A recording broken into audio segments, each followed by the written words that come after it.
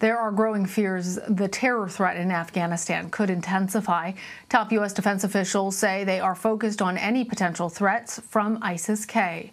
The U.S. says monitoring the terror organization may require cooperation with the Taliban.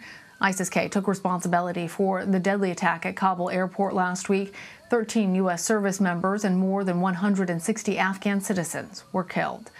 For more, I want to bring in Andrew Mines. Andrew is a research fellow for George Washington University's program on extremism. Andrew, walk us through what we need to know about ISIS-K. What's the group's background? Who are its members? How is it different from, I guess, the umbrella organization of ISIS that we've come to know over the last few years? So ISIS-K, ISK, ISKP, they're all acronyms for the same group, which is the Islamic State's official branch in Afghanistan. The K stands for Khorasan. Historically, that's a region that encompasses parts of eastern Iran, Afghanistan, parts of Pakistan, and Central Asia. But today, the group operates primarily within Afghanistan. In 2015, its founding members were pulled from the Afghan Taliban, the Pakistani Taliban, Al-Qaeda, and other jihadist groups over time. They elected a leader, a governor of the group, who was appointed by the caliph at the point, Abu Bakr al-Baghdadi, to oversee the group's efforts to kind of establish a beachhead or a kind of a pivotal point for the Islamic State movement in that region. By 2018, they had, over time, consolidated territory and then lost some territory. They'd also lost a lot of manpower and territory and leadership to the U.S.-led coalition. But they had also embarked on this really lethal campaign of violence across the Afghanistan-Pakistan region that left thousands dead. And by 2018, they were one of the top 4 deadliest terrorist organizations in the world. They aren't quite at that level today, but the concern in the near future is that they're going to start laying the foundations to kind of build back out to a version of their former selves. What is ISIS-K's relationship with the Taliban? These groups vehemently oppose each other. They basically have since ISK's inception in 2015. When that happened, there was kind of this initial kind of exchange between the Taliban leadership and then the Islamic State, which eventually leads to the groups kind of butting heads. And over time, ISK, the Islamic State's branch in Afghanistan, and the Afghan Taliban have clashed in multiple provinces throughout Afghanistan. What's happened is that a lot of their fighters have been left dead, but they've also left a lot of civilians dead or displaced in the wake, too.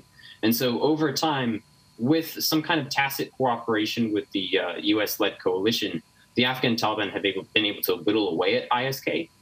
And so basically now, in the last year or so, what we've seen is them kind of revert to urban warfare, moving a lot of their fighters and leadership into kind of urban areas to pursue attack operations against Afghan civilians and soft targets and government targets around major cities in Afghanistan.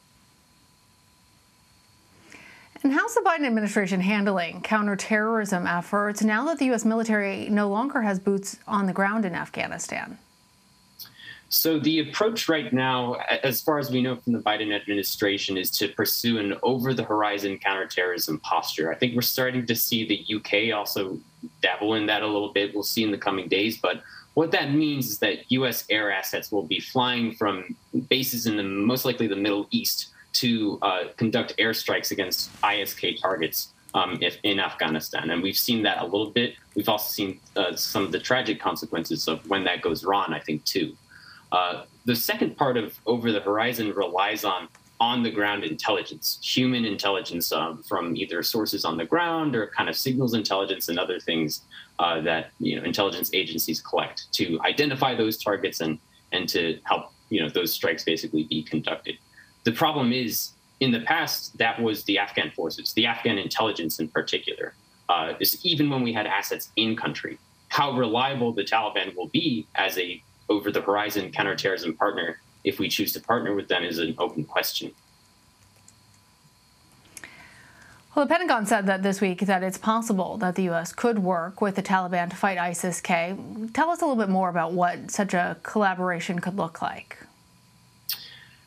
We really don't know. I think we've seen from the Taliban that they're very effective at launching an insurgency campaign to seize territory and control. What we haven't seen from them is an extensive ability to seize, secure, and govern major cities in Afghanistan and then pursue counterterrorism against another insurgent group. We really just haven't seen that before from this organization. And so, we'll see. The other component of this that we need to be really wary of is what happens if over time, our new partners in the Taliban that we share intelligence with, that share intelligence with us, whether it's good or bad intelligence, what happens if over time, especially more hardline members of the security apparatus for the Taliban grow tired of working with the U.S. as a partner, of collaborating with the Americans as a partner, and defect over to ISK? That's a really sincere question, and it's a very serious question. The risks are high. Well, how do you expect the presence of ISIS-K might shape the future of Afghanistan? And could this potentially influence domestic attacks here in the U.S.? We know that when these groups have clashed in the past, the Afghan Taliban and ISK, they've left death and destruction and displacement in their wake. And so we're likely to see that if ISK is not kind of kept under control, we're likely to see that in the near and kind of mid-future. In terms of the threat from the homeland, I think we also need to take a step back and realize that we've come a long way over these last 20 years. The threat immediately might be a little bit higher in terms of Americans trying to travel overseas or to conduct attacks at home. But our ability to identify and interdict those people before they do that has become a lot better. DHS, FBI, and their partners have have come a long way in the last 20 years. And so there's cause for concern, there's cause for vigilance, but there's not cause for panic by any means. All right. Andrew Mines, thank you. Hey, thank you.